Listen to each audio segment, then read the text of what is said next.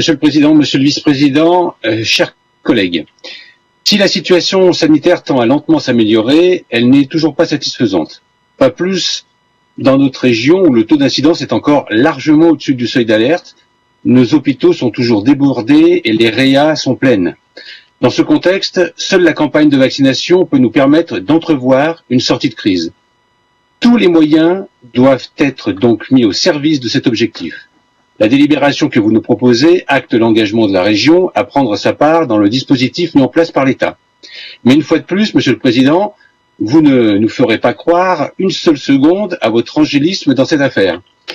Comme pour la distribution de masques, comme pour la campagne de test, vous utilisez les moyens des autres pour vous faire valoir.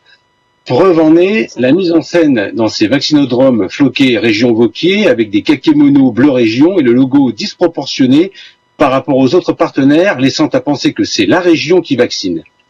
Certains préfets s'en sont d'ailleurs émus et nous pouvons le comprendre.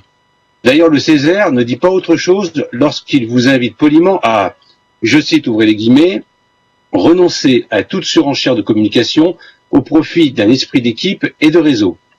De la même manière, vous avez utilisé l'argent de l'Europe et de l'État pour votre opération un masque par habitant, tout en vous mettant en scène, vous et votre équipe, et d'ailleurs seulement les élus de votre majorité.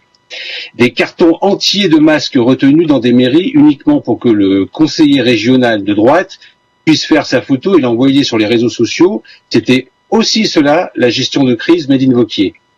Dans une situation pareille, la coordination de tous les acteurs est une nécessité absolue. Or, en cherchant à tout prix à prendre la lumière et à apparaître comme le sauveur, vous ne facilitez la tâche à personne. Quand vous lancez, sans prévenir, ni l'ARS, ni le ministre de la Santé, votre campagne de test avant Noël, vous déstabilisez le dispositif en place. Quand d'un seul coup, une campagne non prévue et non coordonnée de tests est mise en place, vous faussez les statistiques qui rendent impossible toute interprétation sur l'évolution de l'épidémie dans notre région. L'ARS s'en est émue d'ailleurs dans une note publique. Monsieur le Président, nous voterons cette délibération car elle permettra d'apporter notre contribution à la lutte contre l'épidémie, et c'est bien là l'essentiel. Oui au soutien aux mégacentres, oui aux centres de vaccination communaux, oui à la mise à disposition des lycées, oui à l'expérimentation de solutions itinérantes, bref, oui à tout ce qui peut permettre de juguler cette pandémie. Nous espérons seulement que vous ne vous en servirez pas, comme toutes les autres, d'un marchepied pour votre promotion personnelle. Je vous remercie.